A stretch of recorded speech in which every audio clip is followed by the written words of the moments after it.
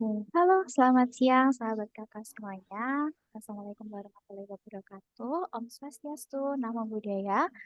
Salam kebajikan dan shalom. Selamat siang semuanya dan salam sejahtera untuk kita semua. Kebetulan kita di Yayasan Kokalbi ini ada panggilan khusus nih buat teman-teman semuanya. Mungkin di sini juga ada teman-teman di luar Yayasan Kokalbe. Jadi selamat datang ya teman-teman semuanya dan terima kasih sudah bergabung di acara kita hari ini.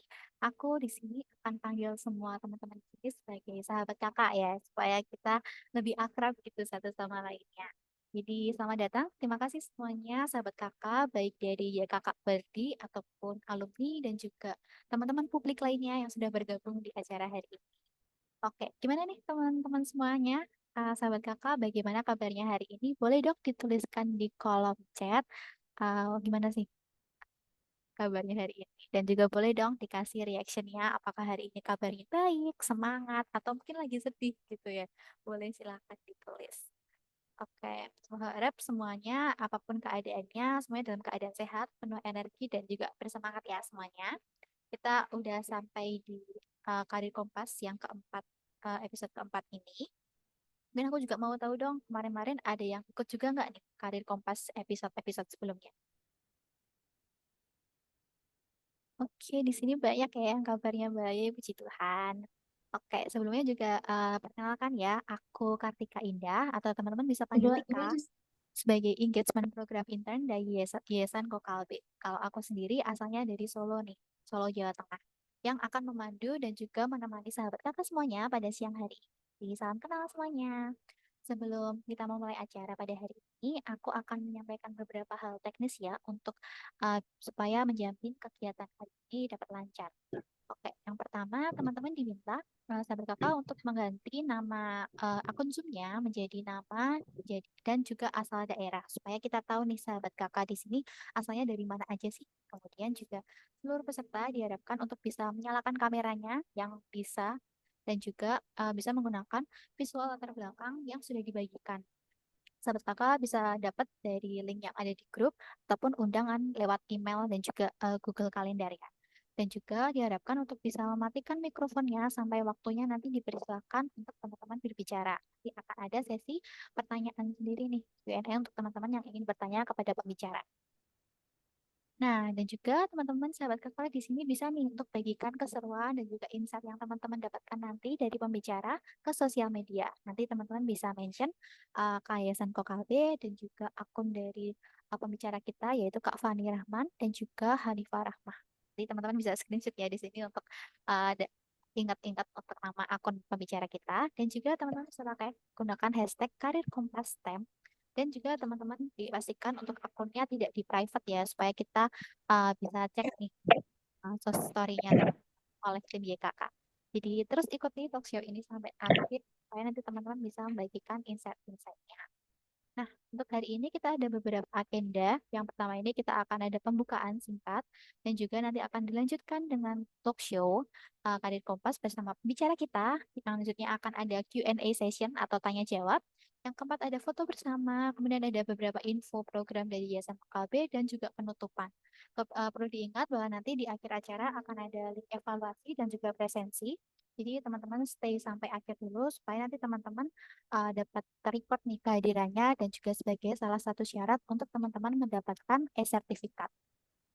Baik, sebelum kita mulai acara hari ini supaya lebih khidmat, kita akan memulai dengan berdoa menurut agama dan kepercayaan masing-masing. Pada saat sahabat kakak, silakan untuk berdoa. Baik, berdoa dicukupkan. Dan juga jangan sampai lupa untuk nanti mengikuti kegiatan hari ini sampai selesai karena nanti akan ada pembagian link absensi di akhir ya. Nah, sebelum kita mungkin nanti lebih banyak pembicaraan lebih serius gitu ya di akhir kita akan ada beberapa kuis atau trivia seputar dengan STEM. Ini boleh dong aku pengen tahu gimana nih semangatnya teman-teman di sini. Walaupun kita sore-sore, mungkin ini hari Minggu, semoga masih pada siap ya. Dan juga semangat untuk ikut gamesnya. Boleh dong? Oke, ini udah ada yang kasih love nih. Mungkin kalau sahabat kakak yang lain gimana nih? Udah siap buat kita main game sore hari ini? Oke, kita akan mulai dulu kali ya gamesnya. Sambil kita coba nih.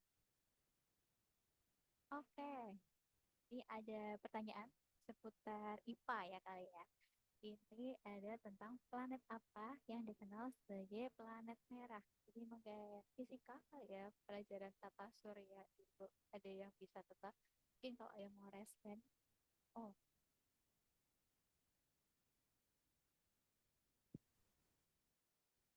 Semoga sekarang suaranya sudah lebih jelas ya. Oke, ini udah ada beberapa yang jawab. Ada Fatimah dan juga Syahela nih. Jawabnya planet Mars. Mungkin teman-teman lain, sahabat kakak yang lain, ada yang punya jawaban lain? Oke, udah mulai samaan ya jawabannya planet Mars. Coba kita lihat apakah benar sih planet merah itu planet Mars? Yeay, benar sekali. 100 buat teman-teman semua yang tadi udah jawab. Kita lanjut ke pertanyaan kedua. Nah, kali ini kimia kali ya ini ya. Mungkin untuk teman-teman yang di bidang kimia atau mungkin pernah belajar juga ini mungkin praktikum waktu kita sekolah dulu kali ya. Aku kayaknya praktik ini waktu SMP atau SMA. Apa yang terjadi ketika kamu memasukkan Mentos permen itu ke dalam botol soda? Ada yang tahu jawabannya atau mungkin pernah praktek? Bisa dijawab di kolom chat.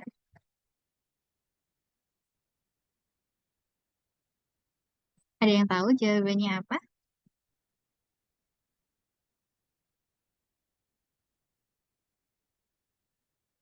Meledak Kak, kayaknya. Coba kalau yang jawabannya, oh ada yang penjelasan cukup rinci ya dari Fatimah. Nanti ada reaksi fisik, pelepasan karbon dioksida. Ya, cukup. Mungkin kalau teman-teman ingin tahu yang lebih ilmiahnya, nanti ada ini ada juga ada penjelasan dari Fatimah ya, buat yang penasaran gitu. Jadi kurang lebih itu nanti akan ada cairan sodanya keluar dari botol. Oke, jadi kita jawab ada nukleasi nanti. Kemudian ada nimadi, ada busanya nanti bakal meluap, Kak. Oke, coba kita cek ya, apakah benar nih jawabannya teman-teman. Yeay, benar sekali. Nanti akan ada bedanya itu menyembur keluar dengan cepat. Jadi kayak mungkin kayak Jenis bilang tadi bisa kayak meledak gitu ya. Kayak jadi ini biasanya untuk praktikum gunung meletus sih kayak aku ingat-ingat gitu. Coba kita lihat soal berikutnya. Nah, ini ada tentang elemen kimia, masih kimia lagi. Mungkin teman-teman ingat tabel periodik kali ya, yang mungkin ada yang simbolnya O. Teman-teman ada yang ingat kalau O itu melambangkan elemen apa? Oke, ini ada Mila Cahyarani jawab oksigen. Benedikta juga jawab oksigen. Mungkin yang lain? Oke, udah cukup ya jawabannya. Ini kayaknya sama semua oksigen semua. Coba kita cek apakah benar. Yeay, benar sekali jawabannya oksigen ya. Kayak walaupun hari Minggu kita masih lihat tabel periodik aja nih. Apa biar seru-seruan aja ya. Refreshing. Oke, ini masih soal keempat. Tentang ini mungkin bagian geografi atau anak-anak teknik nih tahu nih. Apa nama alat yang digunakan untuk mengukur gempa bumi? Nah, ini penting banget ya dipunya, apalagi kalau deket gunung berapi. Oke, ini Askia jawab barometer. Kalau Benedikta jawab seismograf. Ya, ada dua jawaban nih. Atau teman-teman yang lain boleh dong ada jawaban lain atau mungkin setuju sama salah satu jawaban di sini. Boleh dituliskan di kolom chat. Oke, ini ada Fatimah dan juga Syahila jawab seismograf. Benar gak ya seismograf? Coba kita cek ya. Jawabannya adalah benar sekali. Seismograf. Jadi ini buat ukur kekuatan gempa bumi nih. Kalau kurang lebih sih gambarnya kayak gini ya. Mungkin teman-teman ada yang udah pernah pakai atau pernah lihat gitu. Ini pas praktikum kali ya.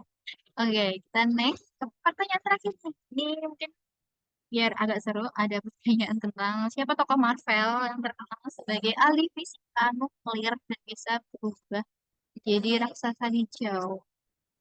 Ini yang pernah nonton Marvel tahu ya. Oke, jawabannya Hulk, Hulk. Mungkin ada yang tahu nama tokoh, nama masnya itu siapa yang jadi Hulk itu? Coba kita cek ya. Ya, apa benar itu Hulk? Oke, itu adalah Bruce Banner ya. Ini profesornya yang dia jadi Hulk. Oke, sip semuanya. Udah jawab benar semua nih. Oke, ini Fatimah menyusul jawabannya Bruce Banner. Oke, sip, sip. Semoga dengan speaking kita singkat kita ini mungkin agak serius sedikit ya karena materi-materi apa, tapi semoga bisa refreshing sebelum kita mulai talk show pada sore hari. Nah, selanjutnya mungkin aku juga sedikit sampaikan juga terkait dengan profil dari Yayasan Kokal B. Mungkin ada beberapa kawan-kawan kita yang di luar Yayasan Kokal B yang baru bergabung nih di kegiatan bersama YKK ini. Jadi sebagai informasi, acara Karir Kompas hari ini tuh diadakan oleh Yayasan Kokal B. Sedangkan YKK ini merupakan organisasi filantropi independen dari em, keluarga Ko yang didirikan pada tahun 2007 nih yang fokusnya kita di bidang isu pendidikan dan juga pemberdayaan perempuan. Dan kita sejak 2011 kita udah memberikan beasiswa pendidikan terutama untuk anak-anak SMA, SMK sampai ke perguruan tinggi ke lebih dari hampir 1.000 penerima manfaat nih di seluruh Indonesia. Karena kita percaya dengan kekuatan pendidikan itu kita bisa menjadi jembatan nih, untuk peningkatan kesejahteraan masyarakat dan lain sebagainya. Nggak hanya beasiswa aja, kita YKK juga punya beberapa program pelatihan pengembangan kapasitas lain. Salah satunya yang teman-teman ikuti saat ini yaitu Karir Kompas. Nah, Karir Kompas ini kurang lebihnya kita seperti program untuk yang tujuannya itu memperkenalkan karir nih, terutama untuk ke anak mahasiswa akhir atau mahasiswa pada umumnya untuk bisa tahu nih gambaran ke industri yang sedang digeluti oleh para narasumber sesuai dengan bidang-bidangnya untuk bisa menjadi inspirasi sahabat kakak semuanya. Nah, kita ada 4, mungkin teman-teman udah ikut beberapa episode sebelumnya, ada di bidang tourism, health, dan juga agriculture. Kebetulan tem ini merupakan episode terakhir kita nih, jadi supaya semoga di episode terakhir kita ini dapat menjadi gong makin rame gitu ya, untuk banyak yang tanya dan juga dapat menjadi inspirasi untuk teman-teman semuanya. Nah, baik berikutnya dan kita akan masuk ke inti acara kita pada hari ini yaitu talk show Karir Kompas di bidang dengan judul Women in Science and Technology. Untuk pembicara kita hari ini kita akan ada Kak Fani dan juga Kak Rahma yang selanjutnya nanti dalam talk show hari ini kita akan dibantu oleh Monica sebagai moderator. Mungkin selanjutnya aku akan serahkan ke Monica. Terima kasih. Terima kasih Kak Tika. Assalamualaikum warahmatullahi wabarakatuh. Selamat sore sahabat kakak. Wah, seru banget ya tadi abis main game. Semoga membuat sahabat kakak ini Mohon maaf semakin suaranya semangat nggak dan kedengeran. fokus. Baik, Kak. Apakah suara saya sudah terdengar, Kak? Udah kedengeran kok, Monica.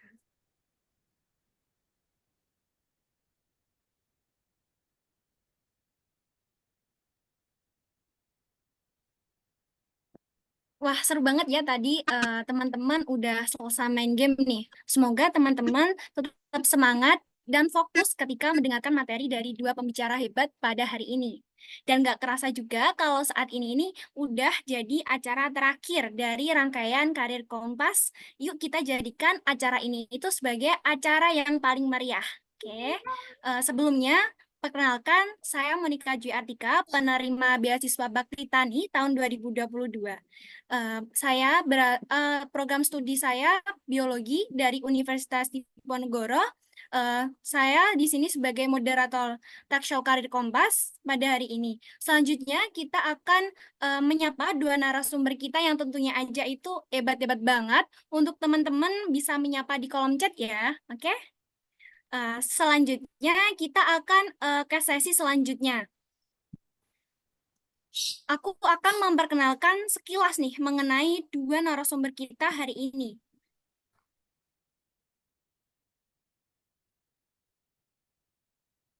Untuk sahabat JKK, simak baik-baik dan jangan lupa untuk kirimkan pertanyaan nanti di sesi Q&A, oke?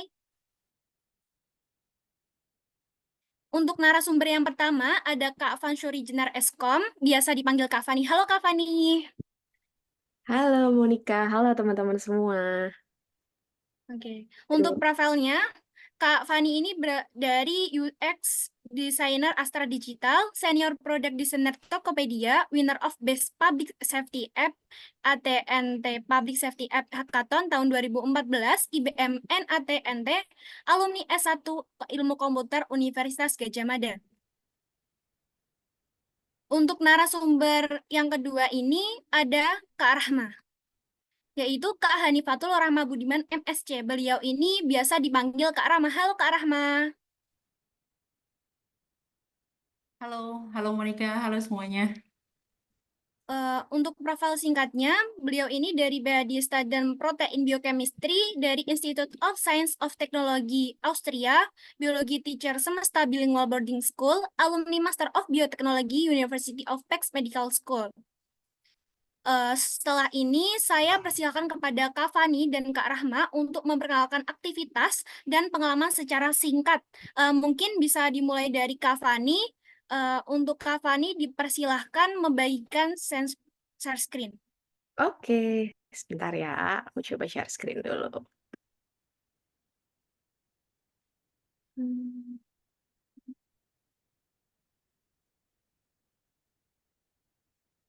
Wait, aku belum.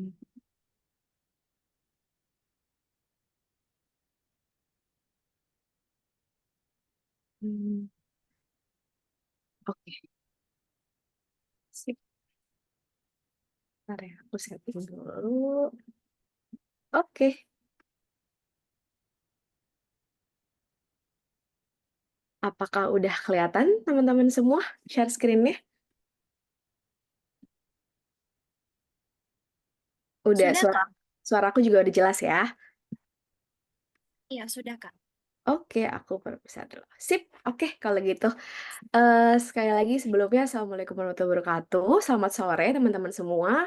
Sebelumnya aku mau ngucapin makasih banyak buat teman-teman Yayasan Kokalbe. Makasih untuk kesempatannya. Hari ini aku bisa sharing ini sama teman-teman di sini semua. Dan teman-teman juga makasih banyak ya udah join session ini. Semoga nanti dari aku dan Rahma bisa kasih insight ke teman-teman. Jadi mungkin sebelum kita mulai, aku bakalan sedikit perkenalan gitu terkait background aku mungkin ya, biar teman-teman tahu dulu nih mungkin nanti sebelum kita ngobrol-ngobrol biar kebayang nih Kak Fani ini background ini seperti apa sih dulunya gitu. Oke, sekali lagi kenalin teman-teman, nama aku Fansyuri Jena Rahman sebenarnya, tapi memang biasanya dipanggilnya Fani gitu karena lebih mudah. Saat ini aku adalah seorang UX Manager di Astra Digital Mobil. Eh, Sebelumnya, dulunya background-nya dulu itu aku adalah seorang computer science students di Universitas Gadjah Mada gitu teman-teman. Mungkin cerita sedikit di saat dulu aku kuliah computer science. Mungkin orang tuh tipe-tipenya beda-beda gitu tipenya. Kalau pada saat itu tuh aku belum begitu tahu gitu tujuannya, goals-nya pas kuliah di awal tuh pengen jadi apa sih kuliah di computer science tuh sebenarnya pengen jadi apa sih gitu kan. Jadi makanya dulu itu aku banyak sekali explore, ikut-ikut kegiatan ataupun project-project gitu, lomba, biar tuh justru aku belajar dan tahu nih kira-kira tuh aku tuh sukanya tuh di bidang mana sih. Karena memang seperti yang kita semua tahu, teknologi itu luas sekali gitu. Sains dan teknologi itu sangat-sangat luas teman-teman, dan aku yakin akan selalu berkembang gitu ke depannya. Makanya waktu itu aku perbanyaklah kegiatan-kegiatan biar tahu gitu passion-ku tuh sebenarnya di mana gitu. Nah, sampai akhirnya ada sebuah projects gitu pas aku kuliah yang, istilahnya menjadi awal mula gitu ketertarikan aku terhadap dunia UX design ini atau mungkin sekarang disebutnya product design gitu. Waktu itu aku ikut, lomba yang mungkin tadi udah di-share juga ya, sama Monica gitu. Waktu itu kebetulan dapat kesempatan ikut lomba di Amerika, waktu itu diadain sama IBM dan AT&T, dan di lomba ini tuh kita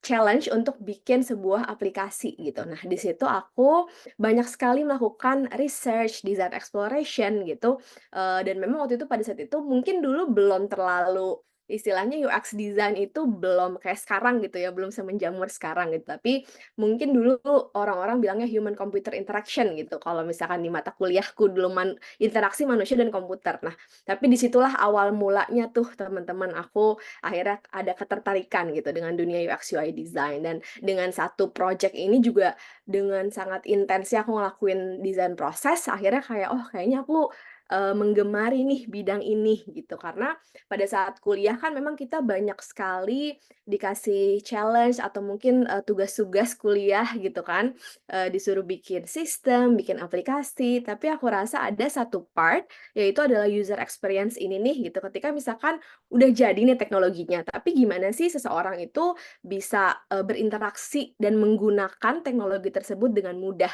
Dan menurut aku itu sangat-sangat penting dan juga impactful gitu ya ke depannya. Makanya waktu itu aku mendalami user experience design ini, teman-teman, gitu. Nah, mungkin masuk sedikit lagi ke gimana sih aku grow as a UX UI designer gitu, terutama di Indonesia gitu kan, teman-teman.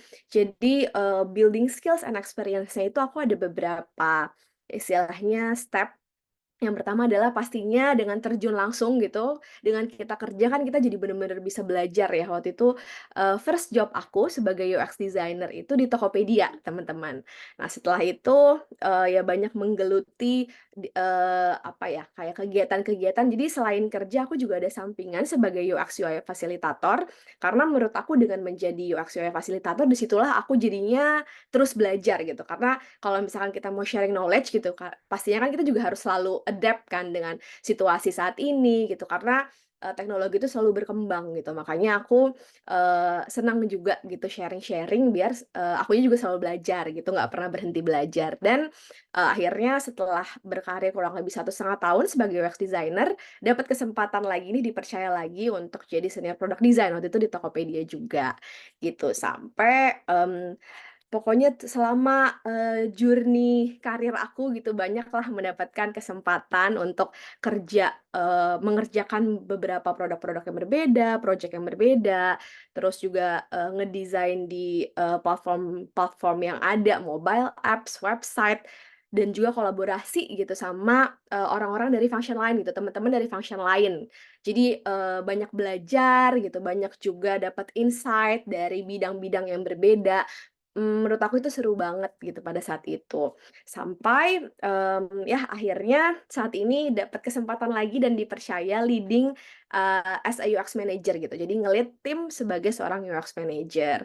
Dan, menurut aku memang, di awalnya aku belum tahu nih sebenarnya ada UX design di luar sana, tapi aku percaya sih, UX design ini merupakan salah satu istilahnya, kebutuhan lah gitu. Makanya aku menggeluti, banyak belajar, dan sampai akhirnya aku melihat, oh bener-bener ada karir path-nya ya, sehingga aku ada di posisi yang saat ini teman-teman gitu. Tapi ya intinya, kalau dari aku, dunia UX UI design yang aku geluti selama ini, dari awal aku seorang computer science student, itu tuh sebenarnya campuran dari aku mempelajari, terus aku sharing atau, memberikan istilahnya bagi-bagi ilmu gitu, sampai sekarang ada di posisi ini, gitu sih teman-teman. Mungkin nanti setelah ini kita bisa ngobrol lebih lanjut, tapi kurang lebih background dari aku seperti itu.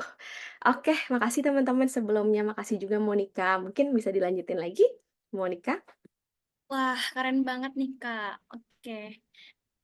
Selanjutnya, setelah ini saya akan mempersilahkan ke Kak Rahma untuk memperkenalkan aktivitas dan juga pengalaman secara singkat kepada Kak Rahma, dipersilahkan.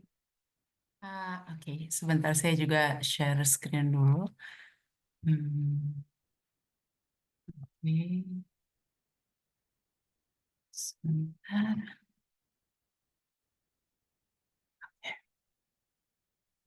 Hmm. Oke, udah kelihatan belum screen-nya di sana? Sudah, Kak. Oke, terima kasih. Halo semuanya. Halo juga untuk Fani. Udah beberapa bulan nggak ketemu. Jadi ya saya juga akan memperkenalkan diri sedikit ke teman-teman.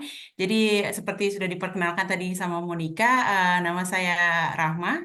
Saya sekarang sedang menempuh pendidikan S3 di Institute of Science and Technology, Austria. sekarang tahun ketiga. Saya mau bicara sedikit tentang education dan career path saya yang kalau misalnya sejauh ini kalau saya pergi ke interview suka dibilang agak random kalau kata orang-orang yang menginterview. Sebab saya memulai S1 saya di bidang biologi saat itu di Bursa Uludağ University di Bursa, Turki. Ketika itu saya mulai tahun 2013. Jadi kalau mungkin beberapa teman-teman ada yang pernah mendengar tentang beasiswa dari pemerintah Turki. Jadi saat itu saya datang dengan beasiswa pemerintah Turki dan untuk ini kayak diharuskan untuk belajar bahasanya. Mungkin Monica juga kuliahnya biologi ya. Jadi kalau saya pribadi kenapa biologi? Karena saat itu saya suka biologi. Cuma karena itu. Jadi tidak ada, oh iya nanti pekerjaannya ini atau apa, sama sekali enggak. Ketika itu saya kuliah biologi karena saya suka biologi. Seperti itu. Tapi kemudian ketika lulus, saya merasa bahwa pendidikan yang didapatkan dari jurusan biologi S1 itu sangat luas, sangat umum, sangat general yang saya merasa bahwa ketika saya mau melanjutkan karir saya itu tidak cukup, agak bingung gitu untuk saya. Saya mungkin banyak teman-teman di sini juga yang sedang di tahun-tahun terakhir mungkin pertanyaan yang sama datang juga ya itu ya ke benak teman-teman kayak oh ya setelah ini apa gitu. Jadi saat itu saya banyak baca tentang bioteknologi. Jadi saat itu saya ingin melanjutkan kuliah S2 di bidang bioteknologi, tapi saya ingin melanjutkan dengan beasiswa dan ketika itu saya mengalami beberapa struggle untuk mendapatkan beasiswa dan saya merasa bahwa di masa saya mencari beasiswa saya ingin supaya apa yang saya tahu gitu tentang biologi ini terus tetap bisa dibagikan gitu dan salah satu hal yang bisa saya lakukan saya rasa adalah dengan mengajar karena saya merasa bahwa ketika kita ngajar, kita juga belajar. Jadi belajar itu tuh nggak akan berhenti gitu. Ketika kita mengajar sama kayak tadi katanya Fani ya, ketika kita sharing sama orang lain, sebenarnya di saat yang sama kita juga belajar gitu. Jadi saya menjadi guru di Semesta Bilingual Boarding School selama 2 tahun saat itu dari 2017 ke 2019. Di saat yang sama saya juga sambil menggali lagi kira-kira passion saya di biologi ini apa gitu karena di biologi ada banyak cabangnya gitu. Nah ketika itu saya juga mendapatkan satu pesan dari mentor saya waktu S1. Pesannya adalah ketika mau melanjutkan sekolah pahami dulu kira-kira kita ke depannya ini ingin apa gitu. Apakah mau tinggal di Indonesia, apakah mau mengejar karir di tempat lain, atau seperti apa? Karena kita harus menyesuaikan tujuan kita ke depannya dengan apa yang ingin kita pelajari.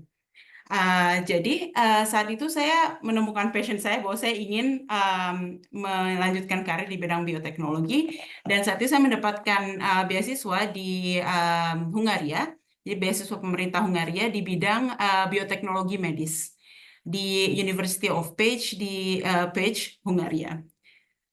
Namun saat saya memulai kuliah 1 tahun saya suka bioteknologi tapi ternyata saya menemukan passion yang lain yaitu di bidang biokimia di riset di bidang rekombinasi protein. Jadi ketika itu kesempatan datang dalam bentuk kesempatan untuk mengikuti grup riset apa saja di bawah naungan Fakultas Kedokteran saat itu. Jadi saya memutuskan untuk ikut salah satu grup riset salah satu dosen di kampus yang memang fokusnya adalah di protein biochemistry dan ternyata dijalani dan saya suka. Kemudian mentor saya saat itu juga sangat amat membantu dan mengarahkan sehingga kemudian saya melanjutkan untuk daftar S3 di Institute of Science and Technology di Austria. Jadi mungkin nanti kita bisa bicarakan juga kalau misalnya ada yang penasaran. Jadi kalau dari transisi dari S2 ke S3, kalau dulu S2 itu beasiswa, sekarang S3 itu ada beberapa bentuknya ya. Jadi ada yang dalam bentuk S3 beasiswa, Jadi kita bisa, misalnya kalau di Indonesia yang paling terkenal ya LPDP atau beasiswa dosen, seperti itu. Atau kalau misalnya di Austria ada beberapa teman dosen juga yang mereka mengambil beasiswa yang disediakan oleh pemerintah Austria. Tapi ada jalur-jalur lain seperti S3 dari jalur employment. Jadi kita bekerja sebagai researcher, tapi kita juga sebagai mahasiswa S3 yang nanti ketika lulus kita dapat gelarnya, tapi ketika menjalankan S3 itu kita bekerja sebagai researcher di institut begitu. Jadi saat ini saya bekerja sebagai researcher di Institute of Science and Technology, bidangnya adalah protein biochemistry. Dan ya sebelumnya karena saat saya keterima S3 itu saya keterima dalam masa COVID. Jadi COVID itu bagi saya musibah dan rezeki di saat yang sama. Jadi musibah karena ya pastinya teman-teman juga mengalami ya kesulitan yang ada gitu ketika COVID terjadi gitu. Tapi di saat yang sama saya melihat bahwa itu adalah berkah gitu karena ternyata dengan adanya COVID kelas banyak yang online, saya bisa nge-lab sambil kelas, bisa dapat pengalaman untuk menggali hal-hal lain gitu di lab, dan di saat yang sama juga saya dapat kesempatan untuk internship karena saya nggak bisa pulang ke Indonesia saat itu. Jadi saya cari kesempatan untuk internship dan internship sebelum S3. Seperti itu. Sebagai researcher di bidang ini, apa aja sih kira-kira hari-hari yang dilalui itu umumnya seperti apa? Jadi a typical day buat saya itu dimulai dengan going through list dari eksperimen yang akan saya lakukan itu seperti apa. Biasanya itu memang direncanakan karena di sini kebebasan untuk melakukan riset itu sangat-sangat besar. Jadi kita bisa mengatur jadwal sendiri, melakukan apa aja sendiri, dengan nanti ada jadwal-jadwal meeting untuk pertanggungjawaban tertentu gitu, tergantung bagaimana dengan supervisor. Jadi ada juga meeting dan seminar, kemudian melakukan eksperimen dan troubleshooting, dan pastinya ketika kita melakukan riset, penting untuk terus keep up dengan publikasi yang baru apa, teknik yang baru apa, gitu. Kemudian ya menulis report dari eksperimennya, dan kemudian juga ketika eksperimennya, namanya juga eksperimen, kadang berhasil, kadang enggak, gitu. Jadi kita menyesuaikan rencana selanjutnya tergantung sama hasil untuk eksperimen hari itu. Jadi kurang lebih seperti itu. Ada hari-hari yang menyenangkan pastinya, tapi banyak juga hari-hari yang bikin frustasi kalau misalnya tidak berjalan sesuai dengan rencana. Jadi beberapa sneak peek sebagai researcher, kadang-kadang kalau saya cerita sama orang tua terlihatnya kayak keren gitu, padahal nggak selalu sih sebenarnya.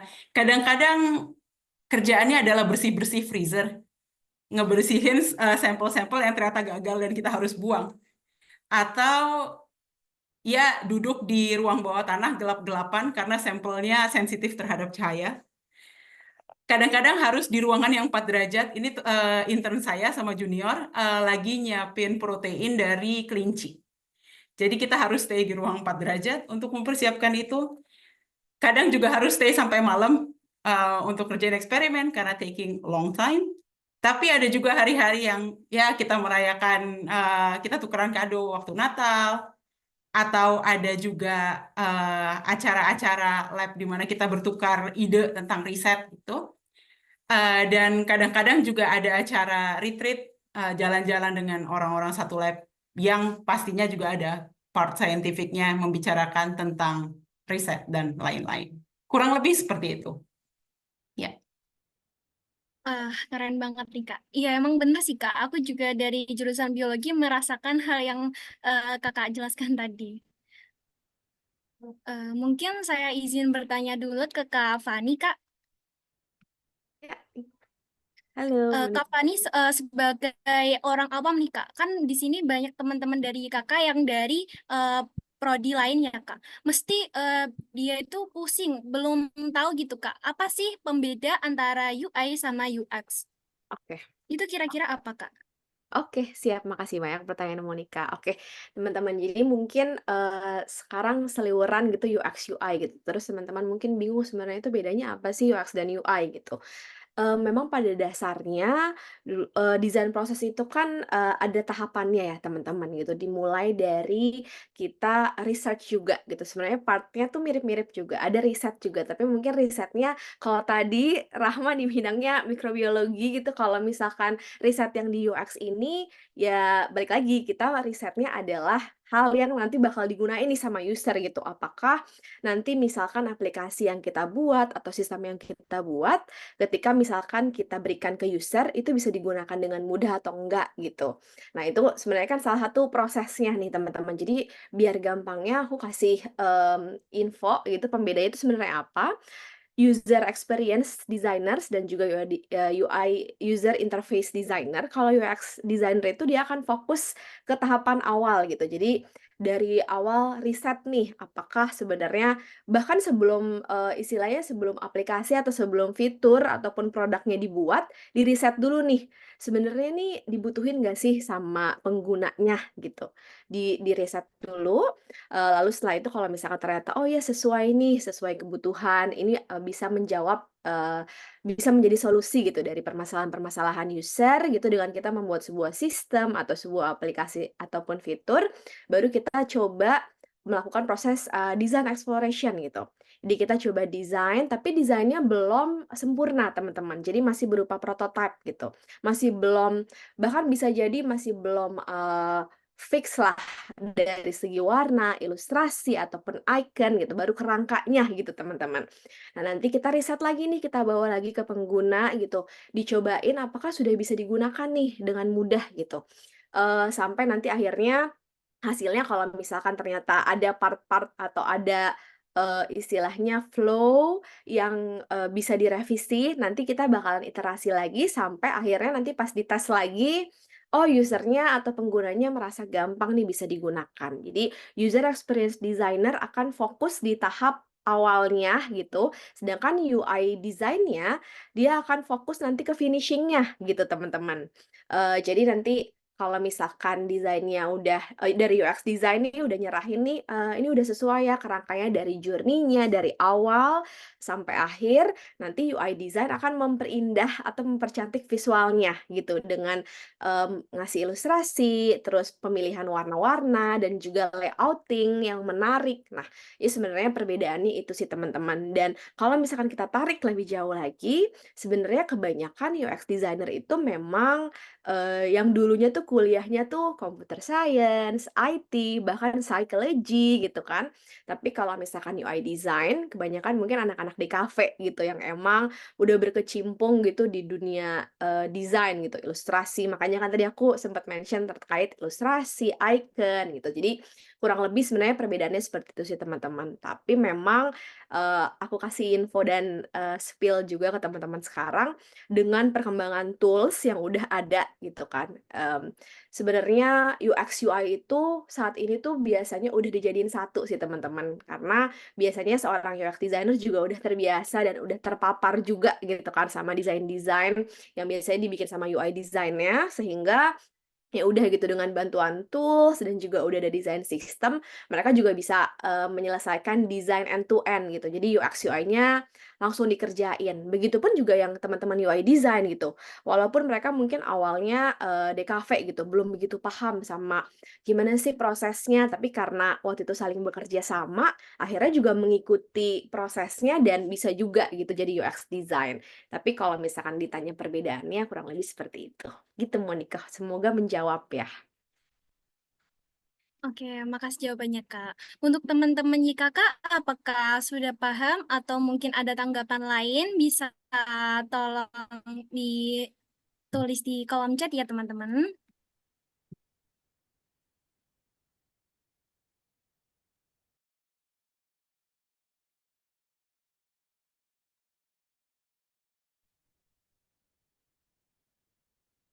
Mungkin saya lanjut ke Kak Hani dulu ya, Kak, untuk tanya yang lebih lanjut. Kak Hani ini kan dulu S1-nya biologi ya, Kak. Waktu semester awal pasti praktikumnya tuh banyak banget gak sih, Kak? Nah, itu ada kendala nggak sih? Atau shock gitu saat praktikum berlangsung. Terus juga ada waktu, biasanya kalau kita mau nge-lab pasti kan ada lab planning ya Kak. Itu sering gagal juga nggak Kak? Kira-kira.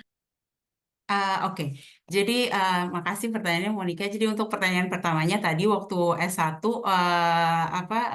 kayak labnya memang banyak banget dan saya ngerasa kalau karena biologi itu kan kalau general biology kita harus belajar semuanya ya.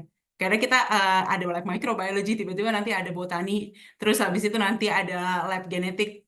Jadi saat itu benar-benar ngerasa bahwa belajar banyak hal tapi umum dan at some point I just feel like I'm getting lost. Kayak, oh iya yang mana ya? Kayaknya bisa ini, tapi nggak bisa-bisa banget. Terus bisa yang lain juga nggak bisa-bisa banget gitu. Jadi saat itu iya, sama benar-benar ngerasa bahwa overwhelmed sama semua lab-labnya, tapi merasa terbantu ketika sudah harus mengerjakan skripsi. Jadi kan ketika skripsi kan kita pilih kira-kira satu hal yang mana yang kita mau fokus gitu. Kalau saya waktu itu acuannya satu gitu. Karena kalau saya tujuannya adalah oke, kuliah itu mau belajar. Siapa yang kira-kira bisa ngajarin saya dengan baik gitu. Jadi ini orang tujuannya beda-beda ya. Ada yang orang yang misalnya memang sudah tahu, oh dari awal saya memang mau masuk ke industri gitu. Apa nih yang lagi happening di industri gitu kan, yang kira-kira yang lagi dibutuhkan. Oh saya mau tesisnya di bidang X di biologi supaya bisa masuk ke industri. Oh saya mau medical analyst, jadi mau langsung gitu masuknya ke jalur tertentu gitu.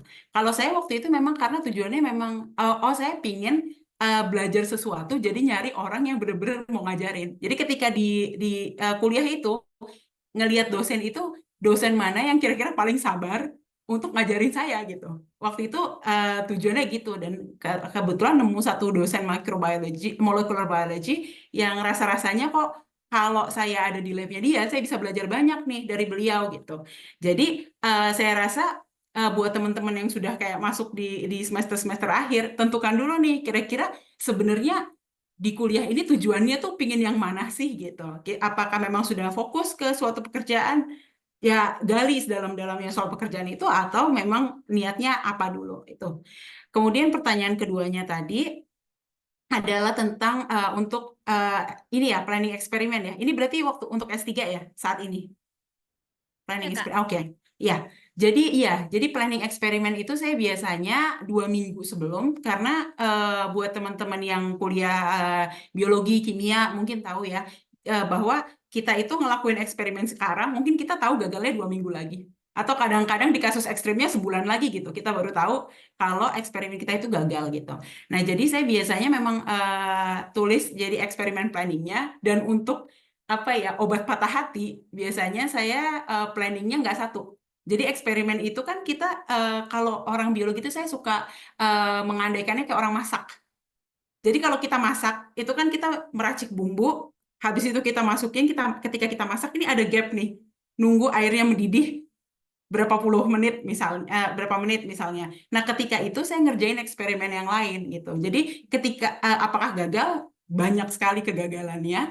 Jadi paling enggak ketika satu gagal, yang lain masih jalan gitu. Jadi enggak kerasa bahwa 1 minggu saya terbakar hangus gitu. Jadi menurut saya itu salah satu hal yang penting sih untuk eksperimen planning. Dan di akhir like every day, waktu sebelum pulang dilihat, oh kira-kira yang mana yang masih worth pursuing, yang kira-kira masih bisa di-push, dan mana yang enggak. Ketika enggak, oh ya gantinya apa, kayak gitu. Jadi ya untuk eksperimentalis banyak banget sih kegagalan yang harus dihadapin in daily basis atau weekly basis. Ya, semoga menjawab. Oke, Kak. Kira-kira pengalaman menarik apa yang tidak terlupakan selama bekerja atau selama S3 ini, Kak? Pengalaman menarik ya. Kalau pengalaman menarik tuh sebenarnya banyak, tapi saya merasa bahwa ketika kuliah S1 dan ketika kuliah S2 itu yang dicari itu benar-benar misalnya yang saya dapatkan itu benar-benar ilmunya. Tapi S3 itu bukan cuma masalah ilmu tapi mental. dan pelajaran hidup sih yang banyak didapatkan gitu. Karena dulu ketika misalnya waktu S1 itu kita dapat banyak hal dari dosen ya, yang kita tuh justru overwhelm-nya karena kebanyakan informasi. Ya kan, kayak oh ya harus ini, harus itu, belajar ini, belajar itu, banyak banget informasinya. Sampai hilang arah gitu karena kebanyakan informasi. Ketika S2 itu rasanya singkat gitu. Cuma 2 tahun tiba-tiba selesai. Jadi dan ketika melakukan riset, itu riset kan dilakukan bersama dengan mahasiswa S3 atau researcher yang lain yang lebih berpengalaman gitu. Jadi proyek kita ini sangat-sangat define dan biasanya supervisor itu ngasih proyek yang udah jelas jalur akhirnya karena kita harus nulis tesis. Gimana pun harus selesai gitu. Jadi memang dikasih proyek-proyek yang kesempatan suksesnya itu besar gitu. Sedangkan ketika S3 karena jadi S3 itu tuh range waktunya berkisar 3 sampai 5 tahun gitu. Kalau misalnya di Eropa kebanyakan itu eksperimentalis itu 4 tahun. Ya kalaupun 3 tuh pasti mundur-mundur gitu ke arah 4 tahun gitu. Nah, kalau di kampus saya itu S3-nya 5 tahun. Jadi kalau di US, di Amerika tuh juga rata-rata 5 tahun gitu S3-nya. Jadi karena stretch time-nya itu panjang banget, seringkali proyeknya itu juga sangat-sangat ambisius. Nah, ketika proyeknya ambisius, kita kadang melakukan eksperimen ini kan jadi apa ya namanya, proyeknya besar dan ambisius. Jadi gimana caranya sebenarnya kita itu untuk punya kelapangan hati yang besar ketika ada hal yang gagal, ada yang tidak berjalan sesuai dengan keinginan kita, dan kadang-kadang malah kita memulai riset itu kita maunya tujuannya B gitu. Ternyata di akhir itu banyak banget orang yang mengalami bahwa mereka itu berakhir dengan nggak ke B gitu, malah ke C atau ke D atau malah ganti sama sekali gitu proyeknya. Jadi kalau pengalaman berharga ya banyak, tapi hal yang paling berasa gitu, yang terhighlightkan dari perjalanan S3 itu adalah bagaimana resiliensi, apa ya, berdamai dengan diri sendiri ketika hal-hal tidak berjalan sesuai sama yang kita lakukan gitu. Itu sih, rekomend. Wah, keren banget sih Kak. Iya sih,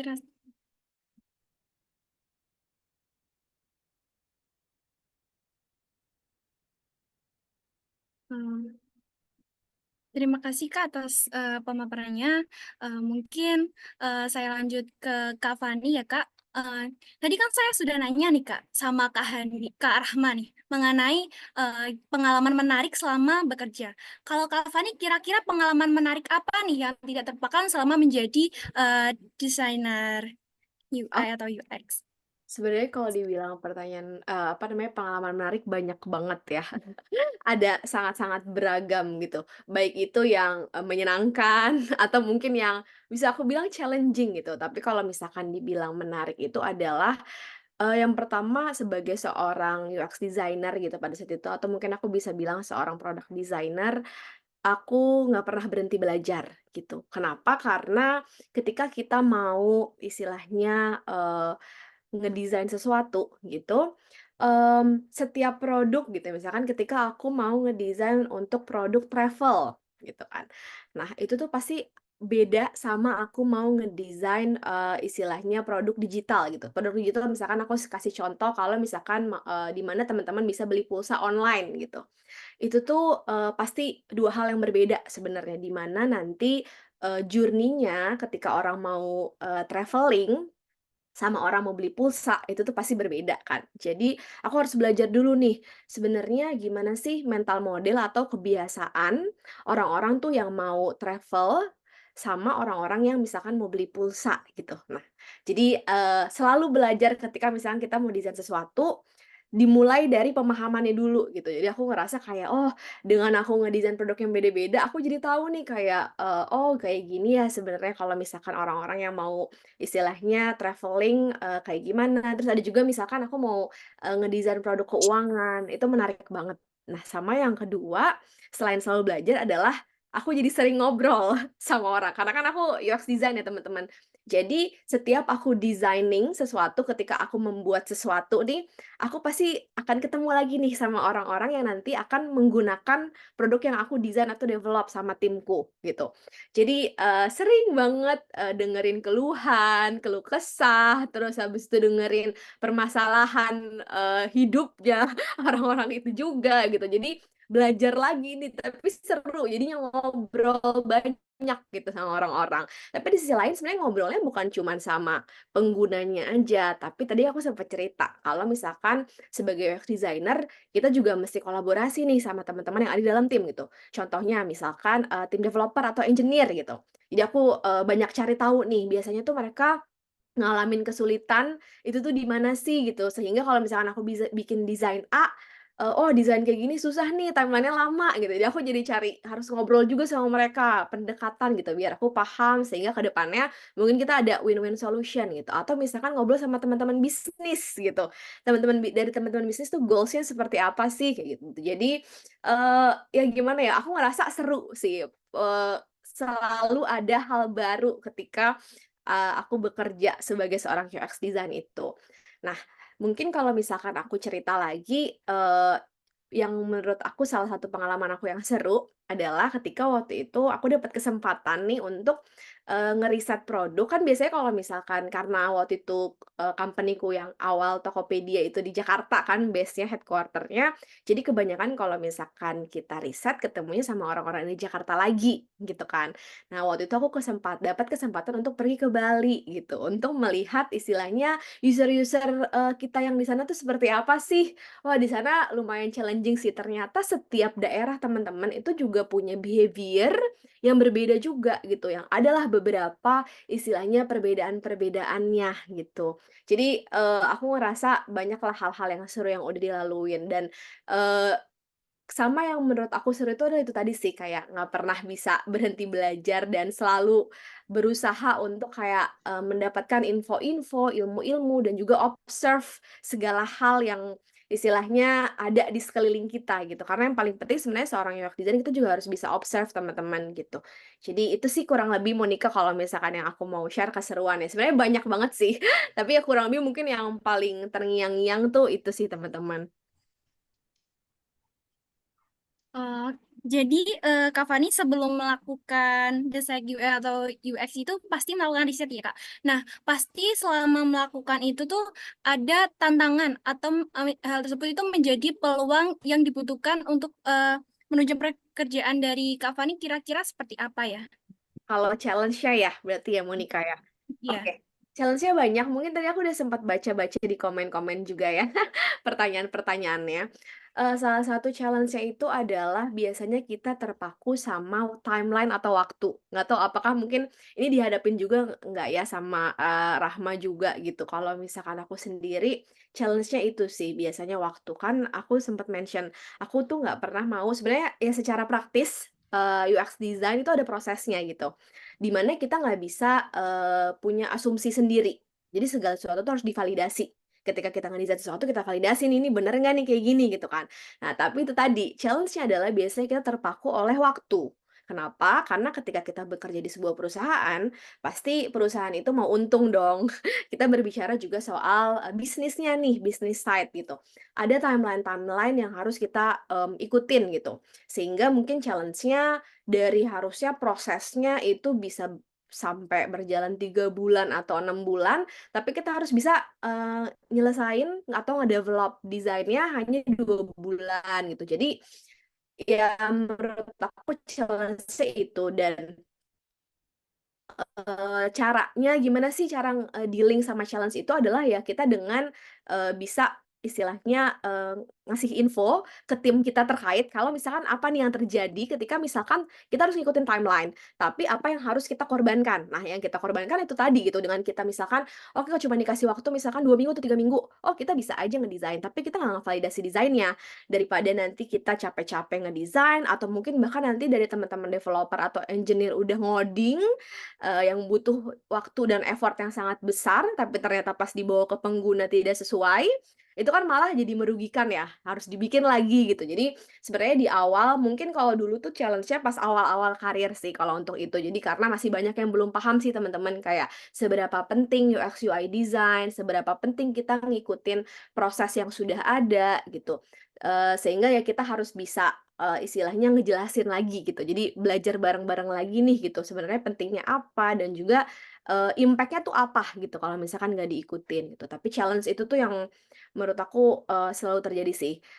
Sekarang kan akhirnya aku juga ada di company yang berbeda, selalu aja masih ada aja challenge-challenge yang seperti itu tuh terkait timeline dan juga ya itu tadi ya, impact terhadap bisnis, itu sih, Monica.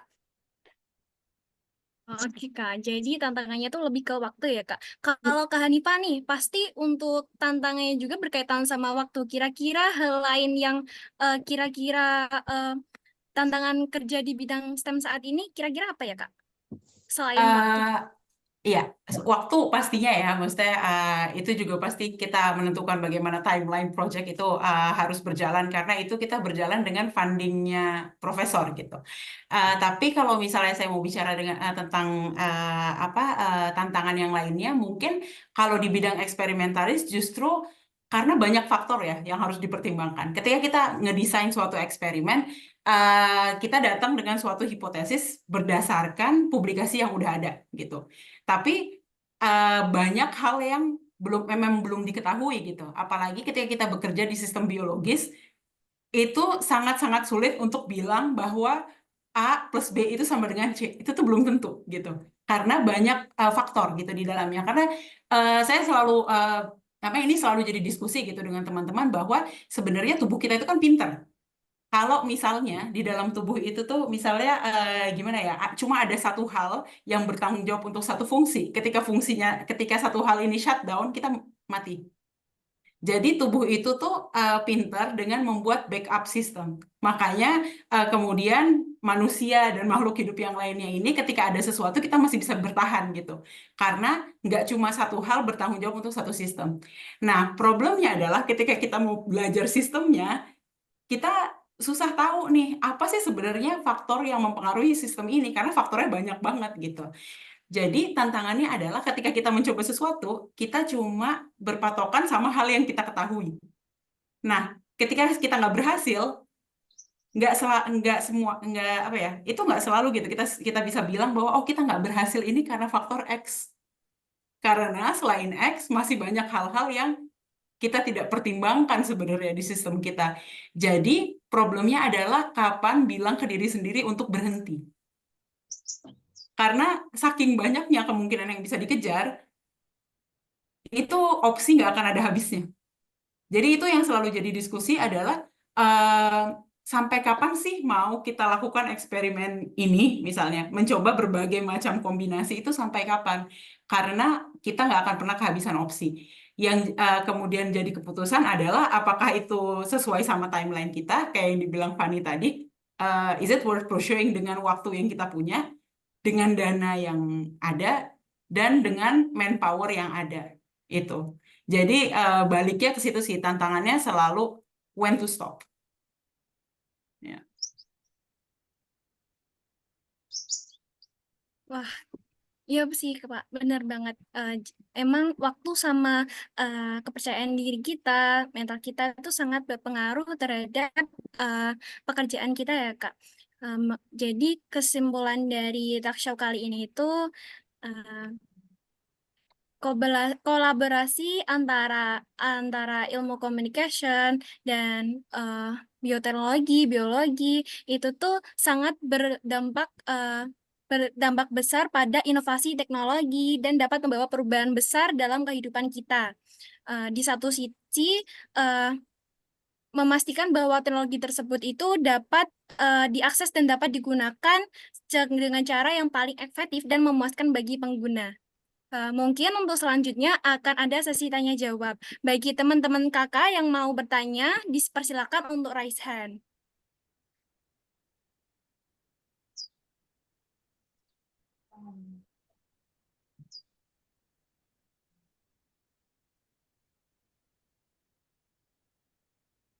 Untuk Sabrina Arinda Inayah dari Sulawesi Selatan, dipersilakan.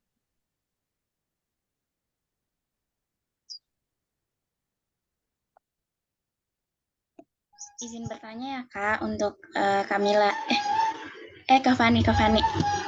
Eh, Kak Fani kan bergelut di dunia desain gitu ya.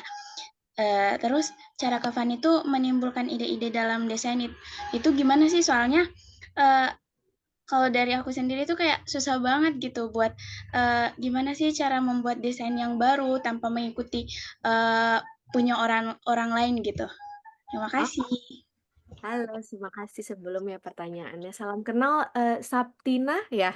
Ya, Salam kenal Saptina, makasih pertanyaannya. Kak.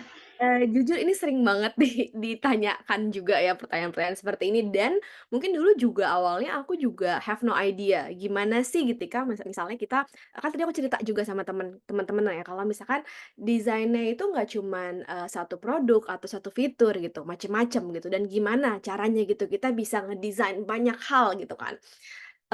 Jawabannya salah satunya adalah dengan kita, kalau aku pertama-tama ya, biasanya aku cari inspirasi sama teman-teman, fellow fellow designers yang lain gitu, atau siapapun itu gitu. Kayak minta pendapat sama mereka, atau misalkan, aku udah ngedesain sesuatu nih, aku minta feedback atau minta suggestion gitu, biasanya kayak gitu. Biasanya ada aja kayak misalnya, additional additional items yang dikasih nanti idenya, atau misalnya ada jadi ke-trigger lah sama ide-ide yang lain. Tapi sejujurnya Saptina agak sulit memang kalau misalkan kita nggak istilahnya mencari inspirasi gitu. Biasanya pasti, aku bakalan observe juga sama common behavior. Common behavior caranya tuh biasanya gimana sih? Ya, melakukan competitive analysis atau benchmark ke aplikasi-aplikasi atau misalkan ke program-program, sistem-sistem yang udah ada saat ini gitu. Bukan berarti kita harus ngikutin, karena ketika misalkan kita benchmark nih ke sebuah aplikasi gitu, pasti ketika kita ngelihat nih, "Oh ini bagusnya ini, tapi kurangnya dia tuh ini, kayak gini desainnya," gitu. Jadi kita mencoba istilahnya ngegabungin gitu, hal-hal yang bagus, yang positif untuk bisa kita explore lagi gitu. Jadi sebenarnya nggak ada masalah gitu dengan kita mencari inspirasi di tempat lain selama kita bisa istilahnya, explore lagi nih. Jadi nggak bener-bener, langsung copy paste ya, nggak langsung copy paste, nggak langsung ngejiplak gitu. Nah, tapi kalau misalkan ditanya as a UX design, di mana sih cari inspirasinya? Biasanya kalau misalkan teman-teman mungkin nanti aku bakalan share juga di chat gitu. Ada beberapa platform yang bisa, ngebantu gitu kita untuk istilahnya ngedapetin ide-ide gitu, ngelakuin benchmarking atau competitive analysis. Karena kan susah juga ya, Kak, kalau misalkan kita mau bikin aplikasi finance nih, kita masa iya Kak harus download-in aplikasi finance satu-satu gitu buat cari inspirasi atau buat ngelihat mental modelnya tuh kayak gimana gitu, buat trigger awal ide kita lah gitu. Tapi ada sekarang udah banyak kok platform-platform yang kita bisa gunain gitu, untuk misalkan kita mau cari aplikasi yang kategorinya finance, ada apa aja sih gitu. Jadi kita bisa istilahnya ngedapetin ide-ide gitu. Nah selain, dari situ ada juga beberapa, istilahnya website-website yang udah banyak juga gitu yang bisa dipakai gitu teman-teman buat cari-cari ide gitu, buat trigger aja gitu sehingga nanti kita bisa explore lagi gitu. Cuman, kalau menurut aku nggak ada salahnya sih kita untuk melakukan benchmark dan competitive analysis. Menurut aku 2 hal itu adalah salah satu hal yang termudah untuk kita bisa ngehasilin ide, gitu sih Saptina. Semoga bisa menjawab ya. Makasih. Terima kasih banyak jawabannya Kak Fani buat tadi dari Sabrina ya. Menarik banget nih dari riset itu untuk bisa kita ngerti dari kemauan dan kebutuhan customer juga untuk bikin ide-ide desain di dalam UI UX. Oke, di sini apakah juga mungkin ada sahabat kakak lain yang mau resen juga untuk mengajukan pertanyaannya langsung nih ke Kak Fani dan juga ke Kak Rahmat di sini.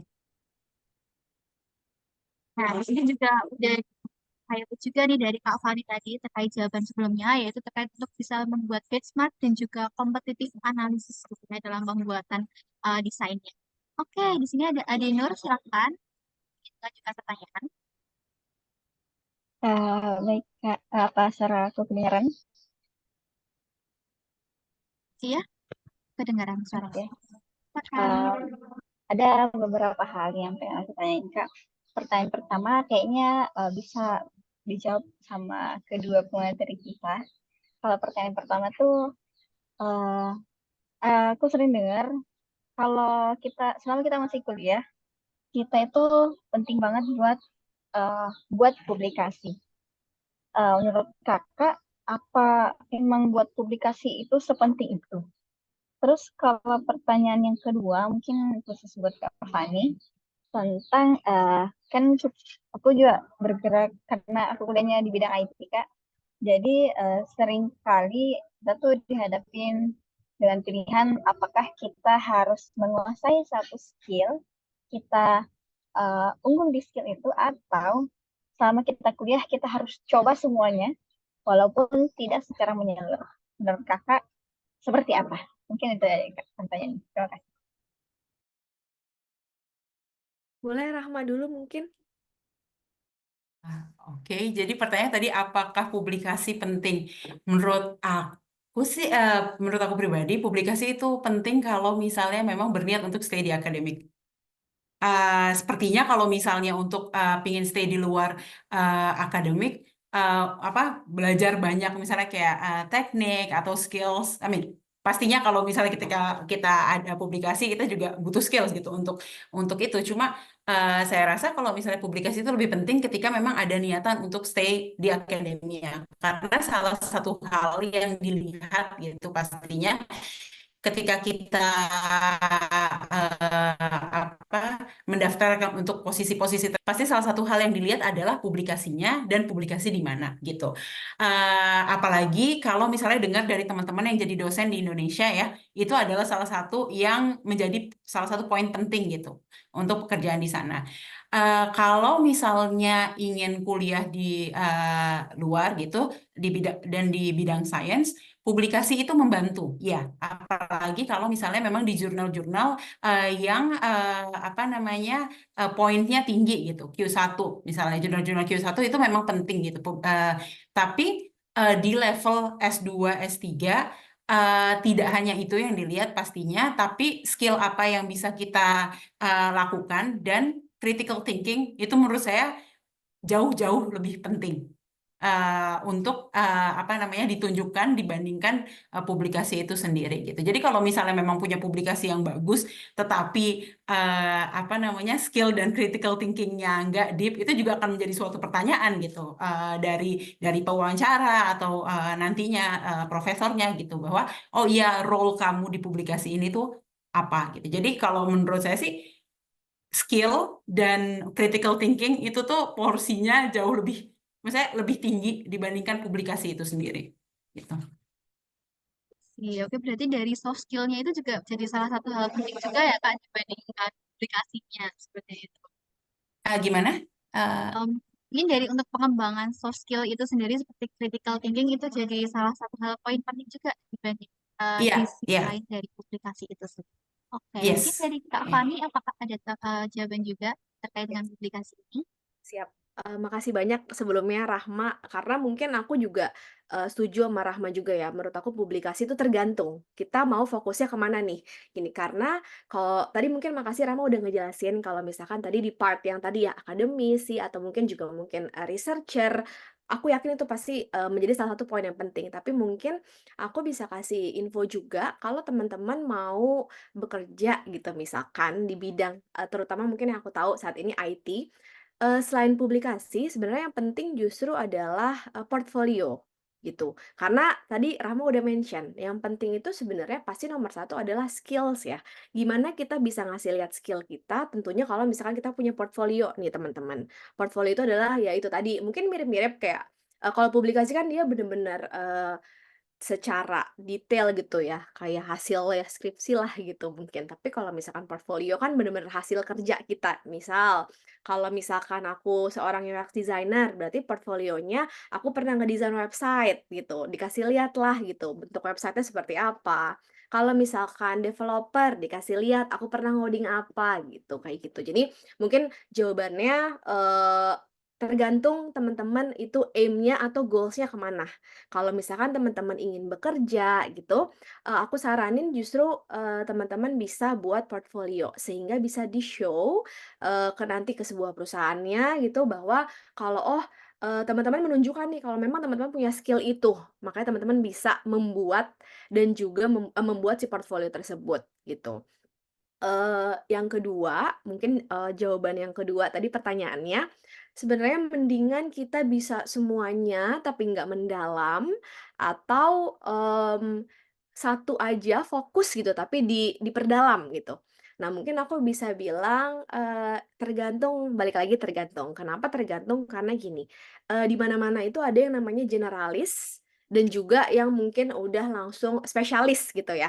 Nah, balik lagi nih teman-teman, pekerjaan tuh juga ada 2 tipe, generalis dan juga spesialis. Kalau misalkan generalis nih, aku contoh salah satu yang generalis mungkin kalau di bidang IT bisa aku bilang project manager atau product manager. Kenapa? Karena, seorang project manager atau product manager harus bisa memahami beberapa informasi terkait teknologi, bisnis, desain gitu, dan juga riset, ya kan? Makanya, aku bisa bilang mereka adalah generalis, jadi mereka harus pelajarin nih semuanya, tapi tidak mendalam memang. Kenapa? Karena nanti di saat kerja sudah ada orang-orang tersebut yang mengerjakan hal-hal itu, yaitu adalah spesialis. Balik lagi ketika teman-teman sudah sadar bahwa, "Oh, aku memang punya ketertarikan di bidang, engineer atau developer. Jadi aku mau fokus untuk belajar ngoding di sebuah bahasa pemrograman atau beberapa bahasa pemrograman tertentu." Nah, itu disitulah teman-teman deep dive lagi, belajar terus terkait itu, karena kalian udah punya goals itu. Dan begitu pun sebaliknya, kalau teman-teman udah tahu nih, "Oh, aku kayaknya suka nih, bidang UX UI design." Kalian harus perdalam juga UX UI design-nya, bikin portfolio, kayak gitu sih teman-teman. Jadi kurang lebih sebenarnya balik lagi kita harus, looking in dulu. Kita pengennya arahnya kemana nih, goals-nya kemana. Gitu sih kurang lebih jawabannya Ade, semoga dari aku dan Rama bisa menjawab ya. Terima kasih. Kak Fani dan juga Kak Rahma untuk jawabannya. Jadi mungkin seperti itu ya, sahabat kakak terkait dengan publikasi dan juga untuk pendalaman skill itu semua tergantung juga dengan pilihan karir teman-teman nanti mau ke arah mana. Jadi penting banget nih teman-teman untuk sebagai mahasiswa juga bisa di-prepare sejak sekarang. Mungkin pilihan karirnya mau seperti apa supaya nanti bisa planning terkait dengan butuh publikasi atau butuh bikin portfolio dan lain sebagainya bisa mengarah nih ke sana gitu. Menarik banget nih pertanyaan-pertanyaan dari sahabat kakak. Mungkin karena kita juga keterbatasan waktu ya ternyata di sini juga banyak nih pertanyaan-pertanyaannya. Mungkin aku akan pilih yang termenarik. Ini ada pertanyaan dari Jingga nih Kak. Mungkin ini halo Kak, mungkin dari saya sendiri ingin bertanya untuk Kak Fani dan Kak Rama. Pernah ada di masa titik terendah atau gagal dari proses yang sudah kakak lewati dulu hingga menjadi kakak yang sekarang? Apa yang memotivasi Kak Fani dan Kak Rama untuk tetap optimis dan semangat saat berada di fase tersebut? Kak, ini nih juga bisa mungkin terkait dengan pengalamannya Kak Fani juga mungkin dalam pencarian kerja dan juga Kak Rahma yang mungkin untuk memutuskan kelanjutan untuk lanjut studi ke S2 dan juga S3. Ini boleh dijawab secara singkat, Kak. Oke, siap. Mungkin aku gantian, aku jawab dulu ya. Makasih sebelumnya pertanyaannya Jingga. Kayaknya kalau masalah titik terendah atau kegagalan, kita dalam proses kehidupan pasti ada aja ya, istilahnya challenge dalam hidup yang kita alamin. Tapi kalau aku mungkin aku ada 2 critical point di mana aku ngerasa itu, terendah tapi ternyata itu malah menjadi anugerah teman-teman. Yang pertama itu adalah justru di saat aku mau, daftar kuliah. Tadinya aku pengen banget, jadi dokter. Nah, di situlah aku ngerasa aku belajar keras banget pada saat itu, belajar sama teman-teman aku yang pintar-pintar, salah satunya pada saat itu sebenarnya Rahma juga gitu, dengan harapan aku bisa lulus dan jadi mahasiswa kedokteran. Tapi pada situ ternyata gagal, tapi aku malah keterimanya di IT yang tadi aku bilang aku nggak tahu apa-apa nih tentang ini. Tapi ternyata aku menemukan hal yang sangat menarik. Jadi, semacam blessing in disguise gitu, blessing in disguise lah. Ternyata dengan aku kuliah IT, aku menemukan passion aku gitu. Jadi, aku memang suka banget ngerjain hal yang, impactful gitu. Jadi ternyata nggak harus jadi dokter, dengan kita kita bisa nolongin orang ya nggak harus jadi dokter. Kita jadi, UX designer kita bisa bantuin orang juga gitu, bikin mereka pakai aplikasi atau pakai website-nya lebih gampang. Jadi kayak mungkin itu ya salah satunya kayak selalu, berusaha untuk positif gitu dengan state kehidupan yang kita alamin sekarang gitu, karena pasti ada aja opportunity kalau misalkan kita selalu berusaha. Itu yang pertama. Yang kedua adalah, cari kerja gitu. Pencarian kerja, untuk sebenarnya mungkin, kalau di aku justru setelah aku udah punya pengalaman yang cukup ya, terus aku mau cari opportunity lain, disitulah merasa sulitnya gitu. Karena, kok jarang ya yang buka posisi misalkan UX leader atau UX manager, sementara aku aim-nya karir path aku tuh ini nih, gitu. Sehingga waktu itu tuh aku, mencoba untuk cari pengalaman di, tempat lain gitu, di luar gitu misalkan. Jadi kayak aku berusaha untuk cari kerjaan juga, di luar gitu dan ternyata, waktu itu, lumayan panjang perjalanannya teman-teman, kayak, coba banyak company apa segala macam gitu, tapi kenapa ya kok ternyata masih sulit dan ketika misalkan dapat pun ada aja hal yang membuat aku sehingganya nggak bisa tuh kerja di sana. Tapi ternyata, dengan aku tidak menyerah gitu, terus aja cari, opportunity-opportunity yang ada. Sekarang kan platformnya udah banyak ya teman-teman kalau cari kerja gitu. Sosial media bahkan udah bisa jadi platform, bahkan sekarang udah ada LinkedIn, istilahnya ya sosial media khusus di mana kita bisa, showcase our skills, our experience, dan juga mencari kerja juga. Jadi menurut aku, jangan pernah nyerah sih, jangan pernah nyerah dan selalu berpikir positif. Sama yakin aja teman-teman kalau misalkan nggak selalu dan nggak selamanya apa yang kita mau itu yang kita butuhin. Makanya kita fokus aja sama hal yang kita bisa kontrol. Mungkin, salah satu tips aku sih ketika ada di posisi itu, fokus aja sama hal yang bisa kita kontrol lah gitu. Kalau misalkan kita gagal kan ketika kita udah berusaha, itu di luar kontrol kita. Sekarang kita bisa ngapain nih gitu. Gitu sih paling kalau dari aku. Terima kasih. Mungkin dari Rahma Menarik ada banget nih. tambahan? Oke, mungkin lanjut ke Kak Rahma. Silakan Kak. Ya, terima kasih. Makasih juga Fani. Tadi itu poin yang kena banget sih. Fokus ke hal yang kita bisa kontrol. Karena kadang suka lupa ya kalau misalnya nggak semua hal di dunia. Maksudnya gimana ya? Kita cenderung untuk pingin supaya hal-hal yang kita usahakan itu berhasil gitu. Tapi ternyata tidak berjalan seperti itu gitu. Jadi tadi poin yang bagus banget untuk fokus ke hal yang bisa dikontrol. Kalau aku sendiri sebenarnya banyak sama kayak Fadila, maksudnya banyak hal gitu up and down-nya. Tapi kalau sejauh ini mungkin yang bisa di-highlight apa ya? Salah satunya waktu daftar S2 kali ya. Karena saat itu tuh apa ya? Selama ini tuh di dalam hidup tuh kayak sampai di titik mau daftar S2 itu rata-rata itu rasanya smooth. Jadi kayak daftar beasiswa waktu ke Turki itu juga sebenarnya bukan keinginan pribadi, tapi di-convince untuk daftar gitu. Jadi kayak udah daftar aja kayak nothing to lose gitu. Dan kemudian akhirnya kayak oh iya bener juga sih kayak kalau daftar kalau saya tuh oh ya prinsipnya gini, ketika daftar nggak dipikir gitu sampai sekarang. Kalau misalnya mau daftar ya daftar aja, dipikir tuh belakangan. Kalau keterima baru dipikir gitu. Jadi saat itu juga oh ya udah daftar aja ternyata dapet. Terus habis itu kuliah sulit tapi kalau alhamdulillah ya lulus-lulus aja kayak gitu. Jadi waktu S2 ini apa ya tingkat kepercayaan diri ini masih lumayan tinggi gitu. Oh iyalah daftar dapet lah insya Allah. Ternyata kok daftar udah nyebar sana nyebar sini nggak dapet gitu kan. Itu agak-agak patah hati gitu kayak gimana ya kok nggak bisa nih kayak gitu sampai nangis 3 hari gini gitu terus sampai di titik yang kayak oh ya udahlah gitu ngajar dulu aja sambil lihat-lihat gitu kayak gimana gitu dan ketika daftar selanjutnya itu tuh benar-benar karena ngerasa trauma gitu sama kegagalan-kegagalan yang sebelumnya dan sampai ada break 2 tahun di antara kuliah itu benar-benar bilang ke diri sendiri gini pokoknya berusaha untuk nyiapin aplikasi tapi kalau aplikasi udah dikirim udah nggak mau dipikir jadi seakan-akan nggak ngirim aplikasi aja gitu, nggak usah dipikir sampai dapat email, nggak usah ngecek kira-kira dia udah pengumuman belum atau apa, nggak gitu. Karena takut gagal waktu itu.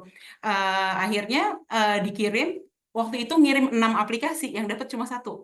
Itu benar-benar pelajaran besar gitu buat saya pribadi bahwa oh iya ya ternyata kita tuh emang cuma bisa berusaha sekenceng-kencengnya dan hasil itu udah di luar kendali dari diri sendiri gitu.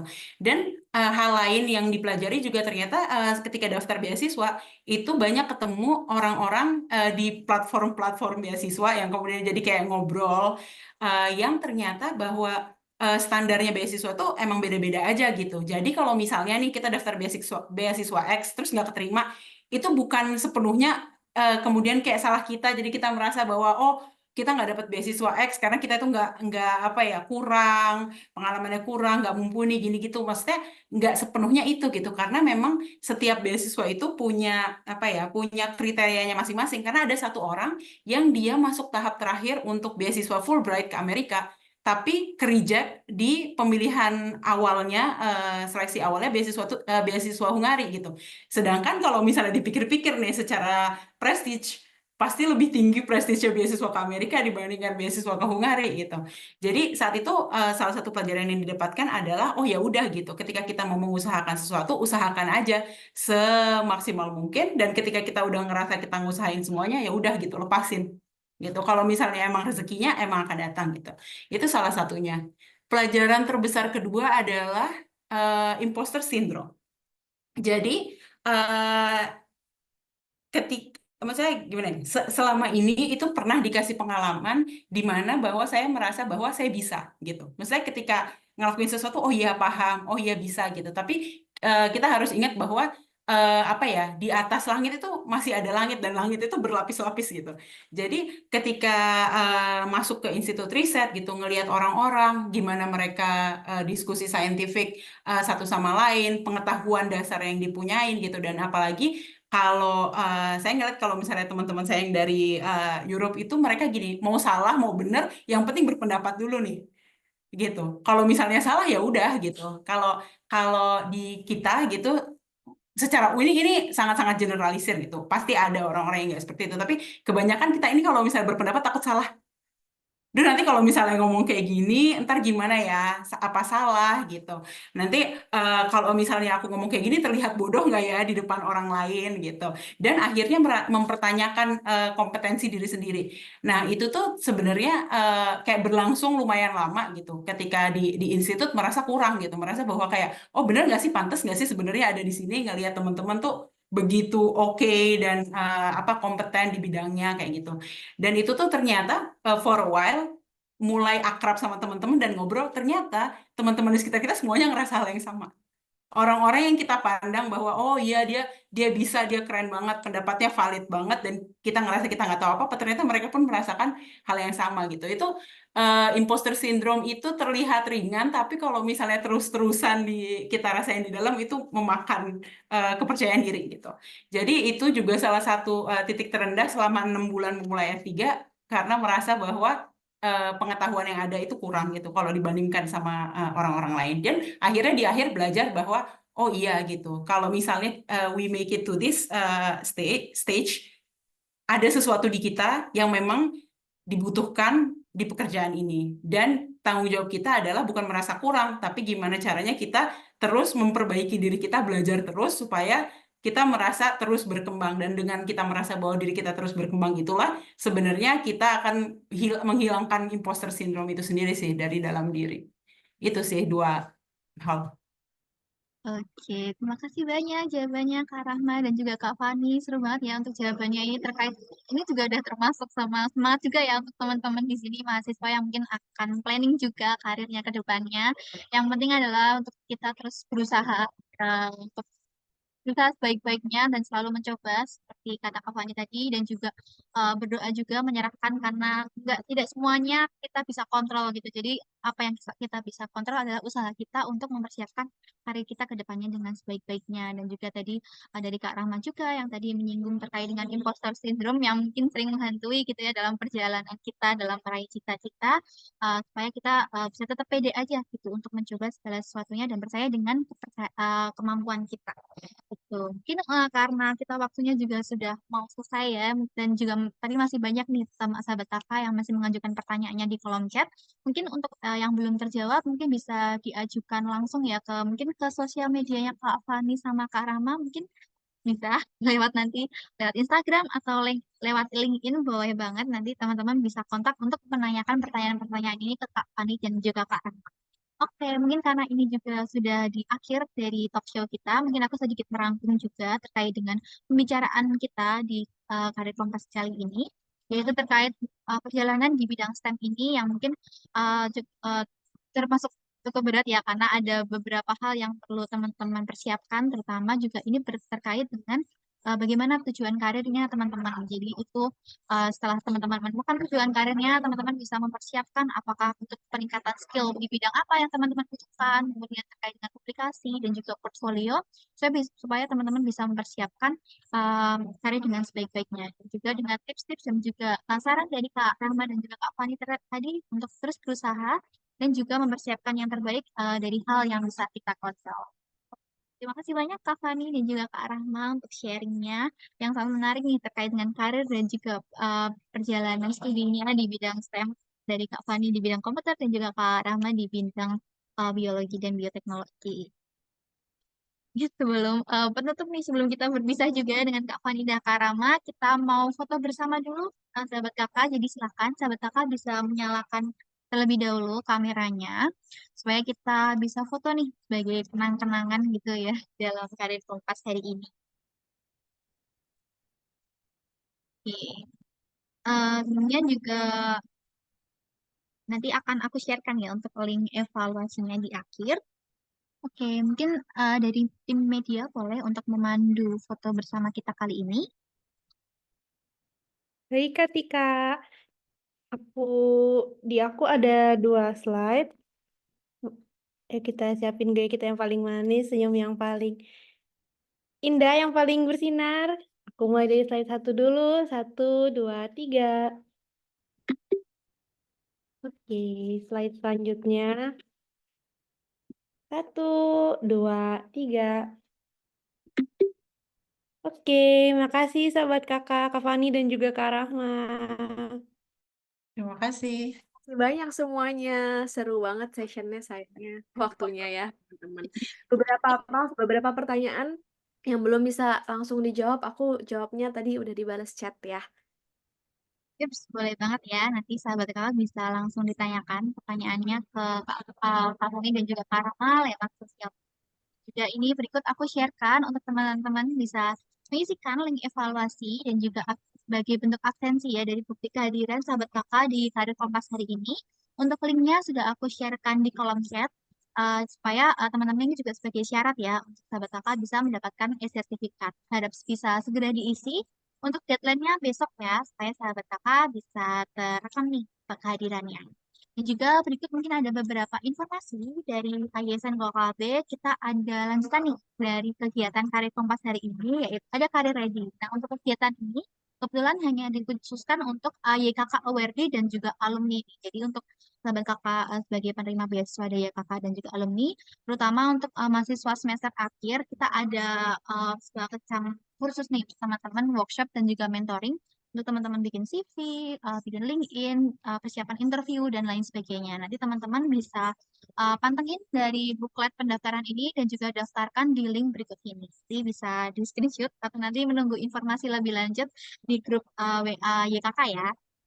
Dan mungkin ada kami dari Yayasan Kokalbe juga terbuka untuk kerjasama mungkin dari teman-teman ataupun kakak-kakak di sini supaya kita bisa memperluas ya jangkauan dan juga dampak positif dari tujuan Yayasan Kokalbe ini. Kita tersedia dari kerjasama komunitas, media, dan juga program yang teman-teman bisa daftarkan lewat link partnership berikut ini. Dan juga sudah ada QR-nya, silakan nanti bisa di screenshot aja.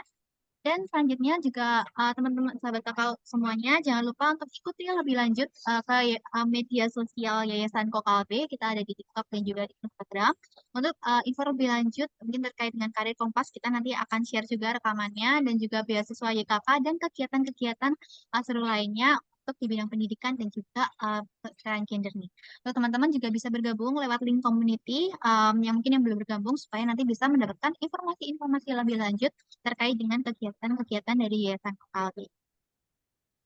Dan jangan lupa untuk yang terakhir untuk teman-teman bisa membagikan nih keseruan dan juga insight yang teman-teman dapatkan dari workshop hari ini, talkshow hari ini bareng Kak Rahma dan juga Kak Fani ke sosial media.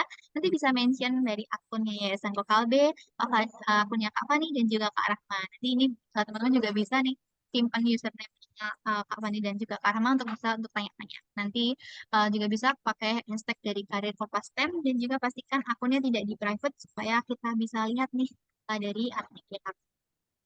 Mungkin sekian, terima kasih untuk kehadiran Ya, dalam karir Kompas hari ini, semoga ilmunya bermanfaat ya untuk sahabat kakak semuanya, bisa menjadi panduan untuk dalam meniti karir dan juga mempersiapkan karirnya ke depan. Dan juga terima kasih Kak Fani dan juga Kak Rahma untuk sharingnya pada hari ini. Semoga kita bisa ketemu lagi di lain waktu. Amin. Hopefully ya. Terima kasih teman-teman semua. Terima kasih semuanya. Terima kasih Kak Fani dan juga Kak Fani.